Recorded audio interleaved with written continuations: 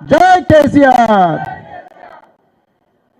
సభాధ్యక్షులు గౌరవనీయులు నరసింహరావు గారు, అదేవిధంగా మాజీ హోంమంత్రి వర్యులు, మాజీ గనుల శాఖ మంత్రివర్యులు, మరి ముఖ్యంగా మాజీ విద్యాశాఖ మంత్రివర్యులు, మరి ముఖ్యంగా మా మాజీ బాస్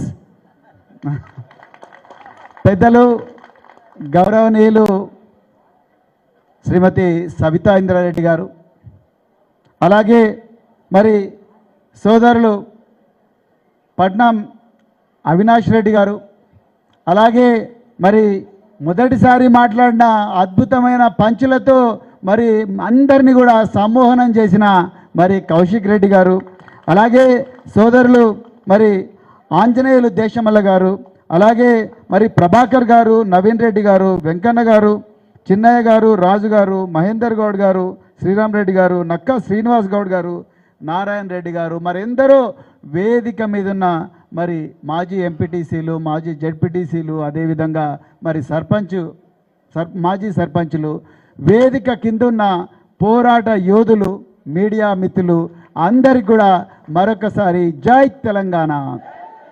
నేను పెద్దలు గౌరవనీయులు సవితా ఇంద్రారెడ్డి గారితో వేదిక పంచుకోవడం, అది షాబాద్ మండలిలో పంచుకోవడం చాలా చాలా ఆనందంగా ఉంది. మిత్రులారా, మీకు తెలవని కొన్ని విషయాలు నేను మీకు చెప్పాలనుకుంటున్నా.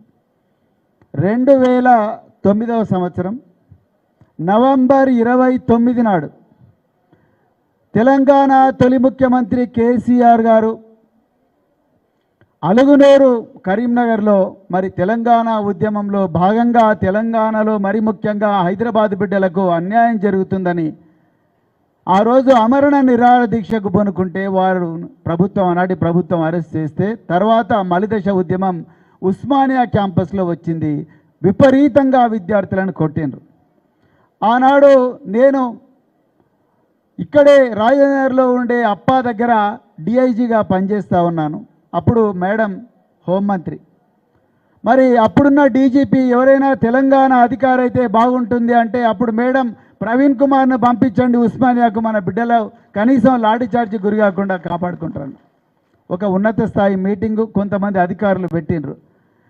ఏం కాదు, ఇవన్నీ మస్తు ఉద్యమాలు చూసినాం, నక్సలైట్లను అణిచివేయలేదా, మావోయిస్టులను అణిచివేయలేదా, దొంగలను అణిచివేయలేదా, దుర్మార్గులను అణిచివేయలేదా, అదేవిధంగా తెలంగాణ ఉద్యమకారులను కూడా అణిచివేద్దాం, కాల్పులు చేద్దాం, కొడదాం, కాళ్ళు ఇరుగొడదాం అని చెప్పేసి ఆనాడు కొంతమంది ఆంధ్ర ప్రాంతానికి చెందిన అధికారులు, తెలంగాణ అంటే నరనరాన వివక్షను నింపుకున్న అధికారులు కొంతమంది కొన్ని తప్పుడు నిర్ణయాలు తీసుకొని విపరీతంగా విద్యార్థులను కొడుతుంటే హోంమంత్రిగా ఉండి కూడా తన విలువైన హోంమంత్రి పదవిని నా తెలంగాణ బిడ్డల మీద దాడి జరిగితే నేను రాజీనామా కూడా చేస్తానని చెప్పి ఏకంగా మరి హోంమంత్రి హోదాలో కూడా మరి ఉస్మానియాలో ఎన్సీసీ గేట్ దగ్గరికి మేడం రావడం జరిగింది.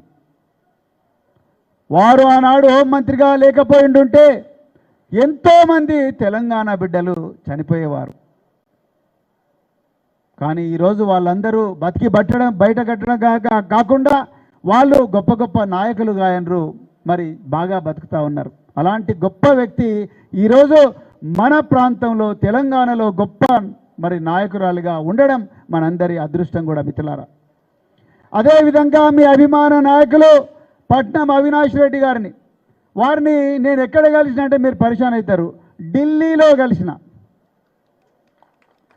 షాబాద్లో గెలవలేదు, హైదరాబాద్లో గెలవలేదు, ఢిల్లీలో కలిసిన. ఆయన